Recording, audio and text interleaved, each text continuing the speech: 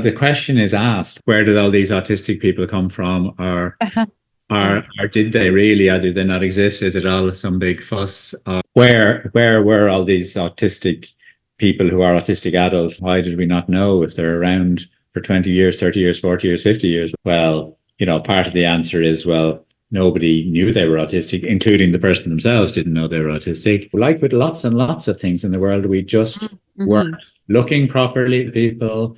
A voice, people started looking, people started taking it seriously. And knew what they were looking for. They knew what real autism is in real people, not just in a small section of people, such as Rain Man or white males. Yeah. A lot of people seem to have the notion it should show in some way that fits for them. It should show on the outside. If somebody's autistic, you should easily know they're autistic. You might or you mightn't. Why? Yes.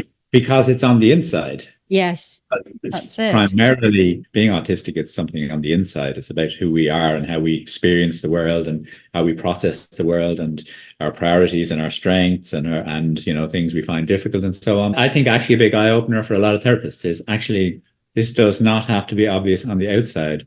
Like, you might need to actually ask or explore with somebody. The person themselves might need to do quite a lot of searching with somebody to guide them before they know themselves. I mean, the other thing to say, I think, is that access as well, it can contribute to how come there's seemingly more autistic people. People now have access. The Autism Act, certainly in the UK in 2009, allows for a pathway, so that anybody who suspects that as an adult that they may be autistic has got a legal right for an assessment, and the way you do that is go to your GP and share that information, and your GP is well positioned to be able to assess whether that's a reasonable thing to investigate, and you have the legal right to be put forward for that assessment. Now, when you actually go forward and how you get there, that's another whole nother thing, because there are problems actually getting an assessment and whether you would even want a medical diagnosis. These are all different questions on top, aren't they? Yeah, so we were saying we'd kick off by talking about the sort of, I suppose, controversy and confusion around where did all these autistic people come from. I do think it's sort of, in my mind, I was thinking about it beforehand, it sort of splits roughly into those two issues or two camps almost. I'm sure it's not no strict line. One is more the non-believers, I think. It's perhaps the people who are generally not so interested in who think, all kind of things around mental health and disability and psychology get too much attention and think it's all kind of nonsense in a way. Now we've got lots of autistic people, and in a way, maybe those people don't really want to know the answers to the questions we're discussing.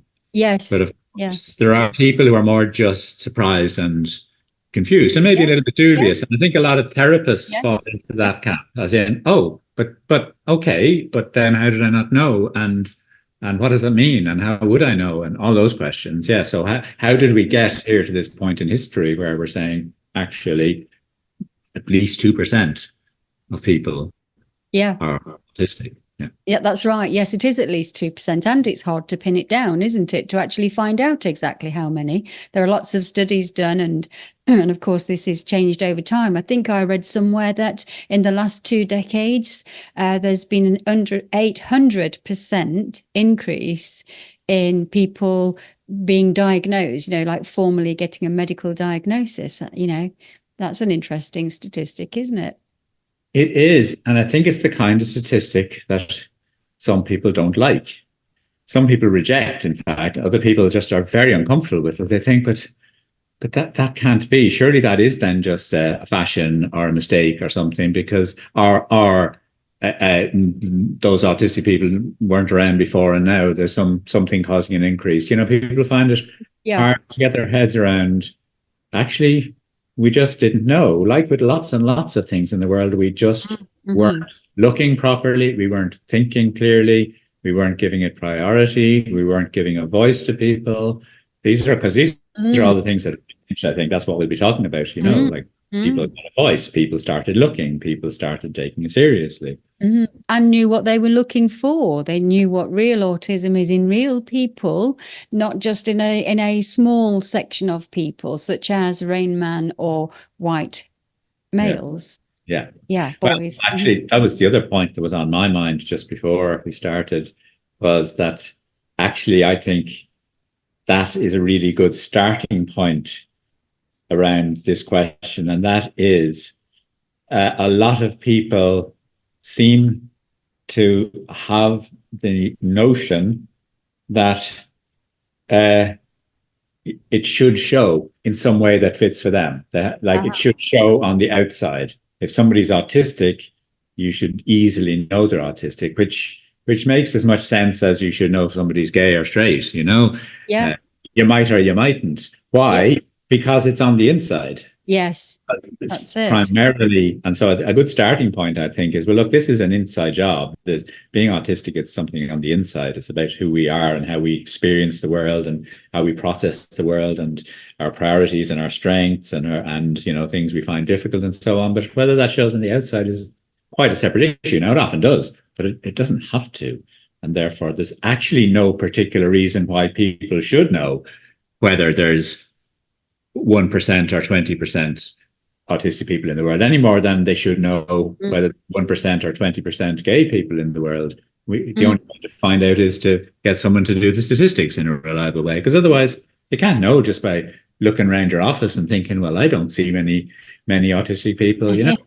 Now, I know that I'm being extreme there. I'm not saying that that's everybody's view. But yeah, that's, I think, actually a big eye-opener for a lot of therapists, is actually this does not have to be obvious on the outside. Like, you might need to actually ask or explore with somebody. The person themselves might need to do quite a lot of searching with somebody to guide them before they know themselves and recognize themselves as autistic. Yeah. Recognize yourself as autistic. That's interesting, isn't it? Because I think that before it was very much reliant on, and I'm talking a decade ago, 2 decades ago, 3 decades ago, and the more you go back further in time, the more things were reliant on observable behavior. You know, so it was the job of the a person to observe another and decide whether they were an autistic person or not. And that's not the case so much now, because it's not about behavior, it's about cognitive style. The brain is literally different. That's shown in research. So it's like, we know how we think, we know how we conceptualize things and what we've thought and the challenges that we've encountered along our lifespan as a result of these differences. And so these things can be determined subjectively. They can be realized by a person from the inside rather than observed as behavior from the outside. And not only observed behavior from the outside, but observed problematic behavior from the outside. Well, yeah, that's the other thing. The vast majority of children who have ever been diagnosed as autistic were assessed because they were some sort of a problem in school. Not necessarily bad behavior problem, but not able to fit into the parameters of the school system.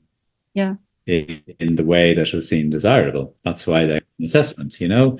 And like, that's not all of what being autistic is, how well you fit into the school system at age 5, you know? That's where the vast majority of diagnoses used to come from. And, you know, most people who had been identified as autistic, it was by that route. But that's one of the things in the last 10 years, is that there's now multiple routes to finding out you're autistic, including the biggest shift of all has been, you know, just adults talking to other adults, reading books by other adults, following blogs by other adults, and deciding, I need to look at this.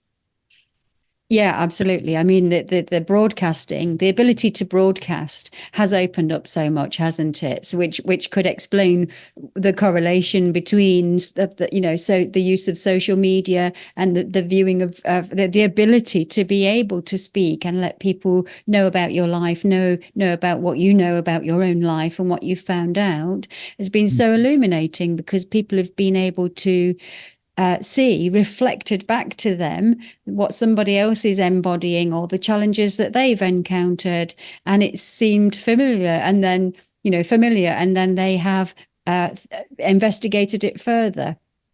It strikes me that people who have gone on, who later in life, in their 30s even, but 40s, 50s and 60s, who have not known that they were autistic and may have seen something on TikTok, may have seen a documentary, may have seen some kind of thing where a person has been talking about how they've realized that they're autistic, that this is not earth-breaking, ground-shattering. No, what is it? It's groundbreaking or earth-shattering news. People have not known this. It's not like that they've not. Someone's telling me something that's totally new information. It's a dawning realization of recognizing and being able to put an explanation to the patterns, to the broader picture, rather than specific things that's being observed and mentioned by somebody else that they're telling me about myself. Yeah. I mean, that was certainly my own experience, I mean, 15 years ago, I would have had just the fairly vague notion with a lot of therapists who's also interested in psychology, still the fairly vague notion that, being autistic was something that, would be, I suppose, more obviously disabling in some way, in terms of what's seen as preferable functioning in society, being able to hold down a job and, sustain friendships and things like that. And just because that's the default that was handed to us, that was the picture that was out there. And it wasn't even just a mythical picture on the media. It was the official picture. In other words, if you went and checked that with a psychiatrist, they would tell you, well, yes, that's what, largely that is what an autistic person is. It is a bit, the tragedy narrative, as they say, if your child is born autistic, you better resign yourself to that. Yeah, they won't be capable of very much, or the other type of tragedy, as in they might be if we do applied behavioral analysis with them, but we won't go down that track today. But what happened to me was, again, gradually reading a bit about it and talking to some people and finding it coming up a little bit, with clients and beginning to read around it back, sort of about whatever that is then, about 13 years ago. It was just that feeling of thinking, but hold on a sec, like, if what we're talking about is, sort of deep discomfort with a lot of the ways of communication that most people have from as early as you can remember, and a tendency to feel, enthusiastic about things that you get into in a way that becomes quite uncomfortable in a way after adolescence, because you're sort of seem to be supposed to lose that. I mean, I had named those things in my 20s. I said, why am I still so weirdly enthusiastic about things? That seems to be a bit off. I'd better hide it a bit, and so on that list, which we've discussed before and on this podcast, that many of the features of being autistic, even the sort of, kind of sensory sensitivity. I always wondered why I always rolled up my sleeves, all my life. Ever since I was a child, I've always rolled my sleeves up, I just thought, well, I'll never know why that is, but somehow I've got to do it. That's one of the huge things that happened, is that people have just recognized that stuff and then are still going on with their lives and then telling people they're autistic. And then people are saying, but you're getting on with your life, so how could you be autistic? Well, hold on, let me tell you, actually, this is what's autistic. Autistic is a deep experience of struggling with a whole lot of things and being really enthusiastic about a whole lot of things and being really good at some things. Let me catch you up, and so in a way, that's mainly what it's been. It's just been a catch up. Yeah. On, as you said, on an accurate view. That's as simple as that. It's just people looked a little deeper, went a little further, found out that there was, as you said, that was what we were talking about, was just a small percentage of autistic people, and now now we're playing catch up. Mm-hmm. Yeah.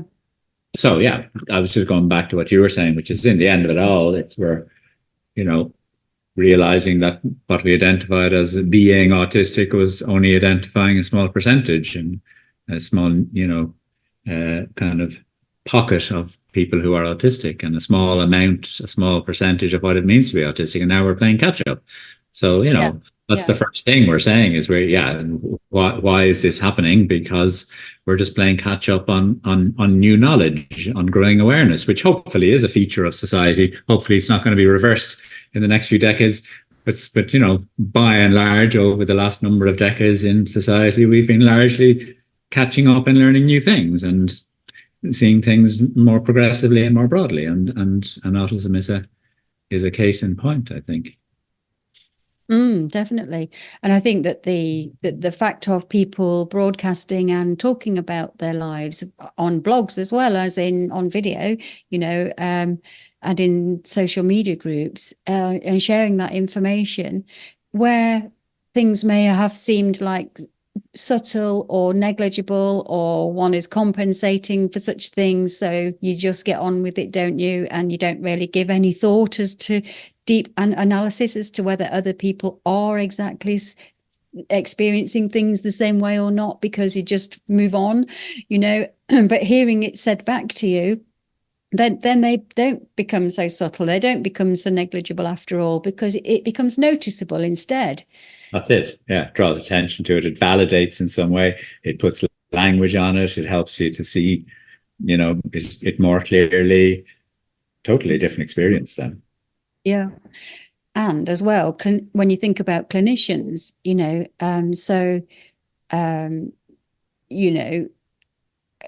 so in terms of adults, like at school, people, as you say, they would have had concerns, and that might have been the reason why they might have suggested that a child be assessed.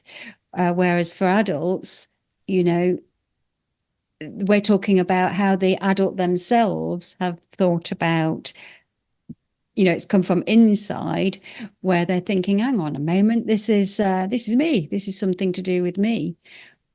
Whereas sometimes there's now an awareness across the board, where I've had clients, I don't know about you, where they've had their partner say to them, do you know what, I think we ought to look into whether you might be an autistic person.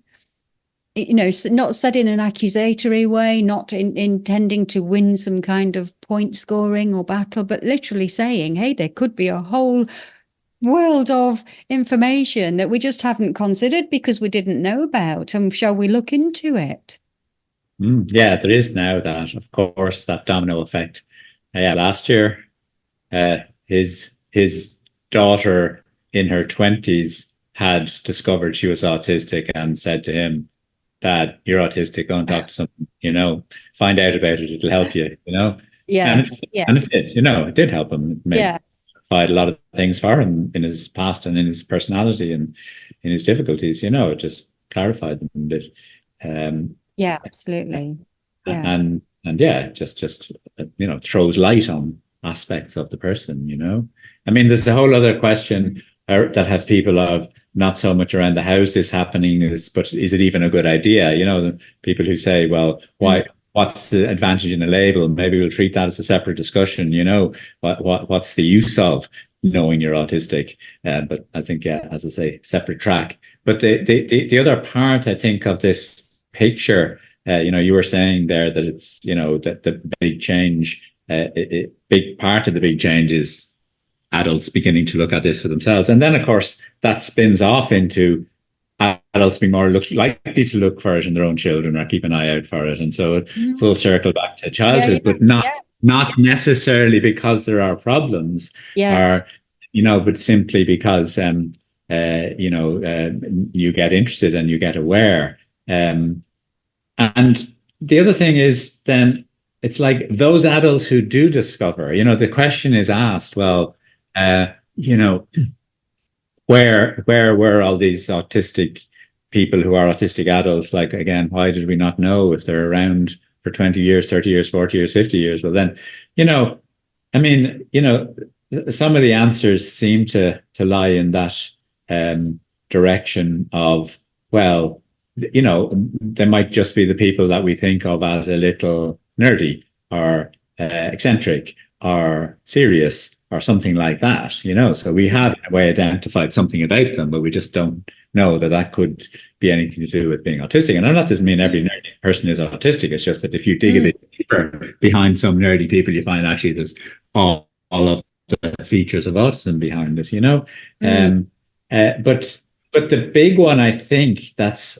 of huge interest and importance to therapists, and I find when we're teaching and so on, is of course how many, not always, but how many autistic adults have, ended up receiving a variety of psychiatric diagnoses, of mental health diagnoses, and not necessarily always inaccurate.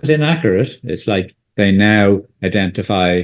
Now that they've discovered they're autistic, they identify as autistic instead of bipolar or borderline or, OCD. But of course, sometimes it is both. It's like they're autistic and they have developed an eating disorder or OCD. It's just that when they get that diagnosis, like OCD, they feel, oh, that explains the difference, and then almost kind of stop looking, Yeah, So I think that another part of the answer is like a lot of the people who didn't know they were autistic did have alternative explanations, social anxiety, that kind of,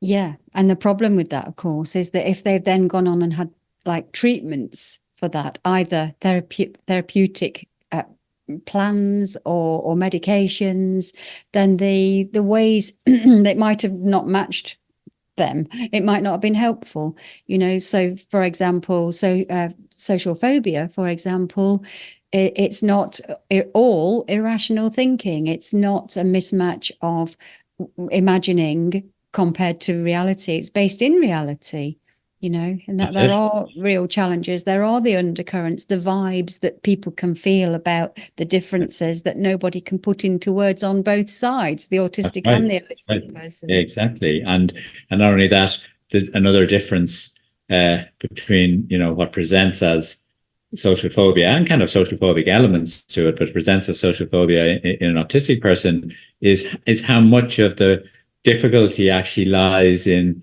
different motivation, different social motivation. Yeah. A double empathy clash of what's wanted, simply. Yeah.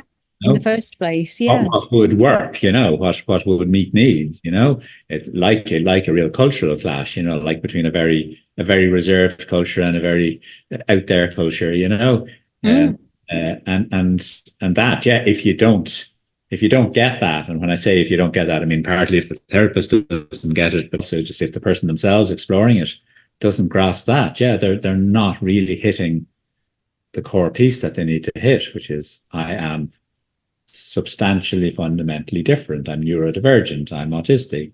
A lot of that is absolutely fine. Some of it is a bit of a problem, partly simply because the world is designed differently, but still it's a problem, or not designed, designed for the majority.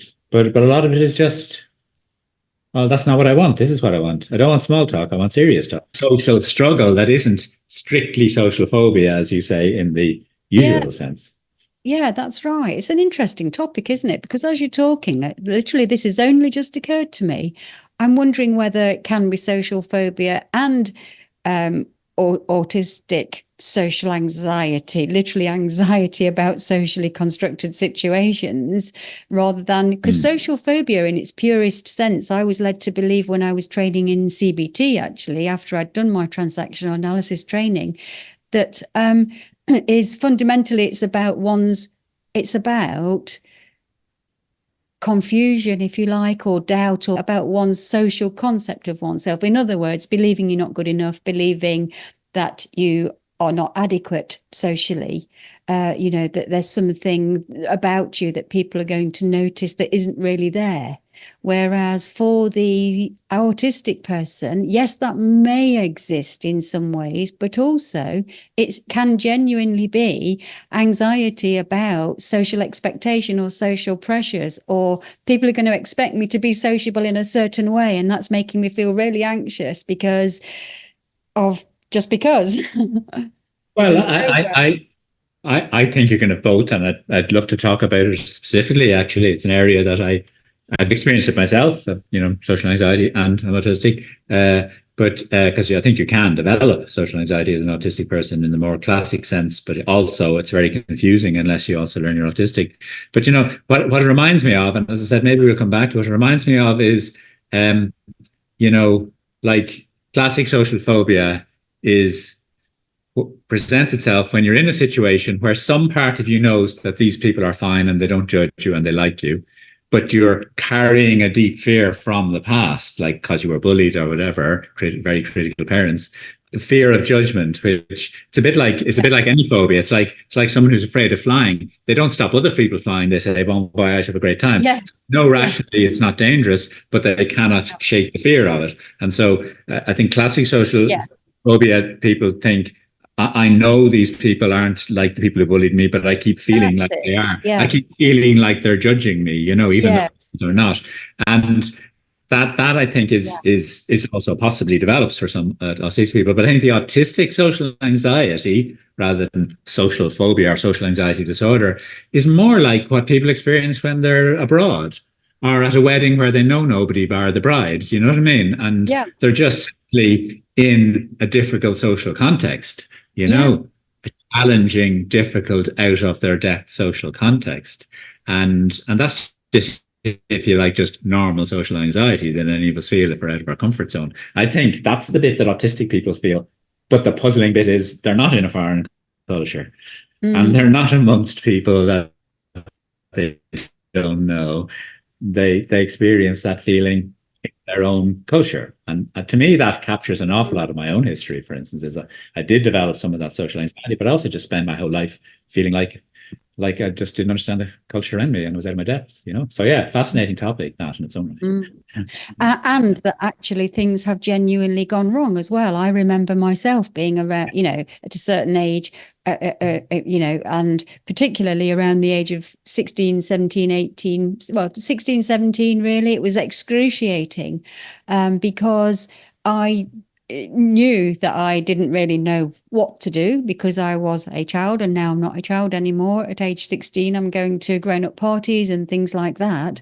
And it went wrong because I literally was doing things that made other people uncomfortable, maybe by not speaking, or not smiling at the right time, or not laughing at things that I wasn't, I wouldn't lighten up. I'd be like too tense or something like that, and then these would cause bad experiences, which then made me anxious every time, and it can compound. Then when you are going to go and do these things, you don't forget, or your body doesn't forget. No, you don't forget. And they can also be really happening in adult life. Again, this is the thing I think for us to come back to a bit, is that like in adult life, like in a work setting, people can also actually feel a bit uncomfortable with you and leave you out of situations. You're not imagining they're leaving you out. They are leaving you out, Yes, that's it. Yeah, that's right. And they might even be talking about you behind your back. I mean, who's autistic told me that they heard, and their colleagues don't know they're autistic. They told me that they heard colleagues talking about another colleague in their absence and saying, yeah, they're a bit autistic, yourself, and, saying, negative things about this person using the term autism, and obviously, that left the person feeling, well, obviously, if they knew I was autistic, then they would think that of me. So we're not imagining that those things can happen. So yeah, that's brought us into that particular territory, which I think is probably worth exploring even further. I think one thing worth mentioning, you very briefly touched on is at this early on in this podcast by saying, the of autism in the past, including white males only, that piece, those two things I think are worth briefly coming back to. One is, don't really know how this is going to play out as it's explored in more and more cultures, because it's been mainly largely explored in the Western world so far. But the big thing, of course, the only thing more striking than how many more autistic people there are than we thought is how many more autistic girls and women there are than we thought. I mean, that's just a huge thing. And to gender say something variant about, isn't it? people. Yeah, absolutely. Yeah. And And gender variance, that's yeah, right. Yeah, exactly. Their no, gender. yeah, Yeah. and even people of different cultures, as well. With different language barriers, or for various reasons. We could go into, as you say, talking about it more, but there's lots of segments of the population that are underrepresented even now in terms of, Even now. either self-identifying or coming forward, or being identified as. I mean, the other thing to say, I think, is that access as well, it can contribute to how come there's seemingly more autistic people. People now have access that the Autism Act, certainly in the UK in 2009, allows for a pathway, so that anybody who suspects that as an adult that they may be autistic has got a legal right for an assessment, and the way you do that is go to your GP and share that information, and your GP is well positioned to be able to assess whether that's a reasonable thing to investigate, and you have the legal right to be put forward for that assessment. Now, when you actually go forward and how you get there, that's another whole nother thing, because there are problems actually getting an assessment, and whether you would even want a medical diagnosis. These are all different questions on top, aren't they? Other questions, yeah, other questions. I mean, I suppose that is also an interesting note to be winding down on, and that is that, if if we were to say, well, where have all the autistic people been? Well, part of the answer is, well, nobody knew they were autistic, including the person themselves didn't know they were autistic. Yeah. But Hiding in plain sight springs to it's mind. worth also pointing out that just because somebody knows they're autistic doesn't mean they're going to tell people. Yeah, Yeah, hiding in plain sight, exactly. Yeah, and but like, just because somebody is autistic doesn't mean they're going to tell you. Doesn't mean they're going to tell very many that's people. right. So like, who actually gets counted in things like statistics? Because it's still very stigmatized. So again, there's no great encouragement for people to, it's not a very terribly encouraging world out there. The world online where you meet other autistic people and so on feels safe, but the general world out there is still feel very safe for a lot of people to say, "Hey, I'm autistic." Yeah. So I mean, we've touched in on that, some of that before. What sort of responses people get. So yeah, it's not easy for people to come out as autistic. Yeah. That's right. Yeah, I think even the whole idea of the whole topic of stigmatization, it well deserves its own episode, I think, because there's so much to that as well. It's huge. Yeah. Yeah. Oh, okay. Look, that's that, like all topics, leads in all sorts of directions. Yeah. Certainly does. Yeah. Yeah. So what should we pick up on next time, do you think? If we were to follow on from this, would we want to talk more about populations that are underserved or under-identified, and why those reasons might be? Or I think it might be useful to talk a bit about that, maybe in using that kind of intersectionality framework. yeah. That would open up a little more, I think, as well. Yeah. Would be interesting. Yeah. Yeah. All right, we'll do that. Because I mean, in a way, you're not talking about a variety of minority populations in a way. Yeah, that's it. Yeah. Are unequal oppressed populations, because women isn't a minority population, but it's still not an equal population. So yeah, I think that maybe is the next line to go down. Yeah. Which it just, yes, that's right. It's the link, isn't it, between marginalization, privilege, and Marginalized. Yeah. That's the word. Yeah. Yeah. All right. It's a deal. We'll do that. Great. Yeah. Great stuff. Yeah. Yeah. Great. Okay. Yeah. Bye. Great. Yeah. Bye-bye.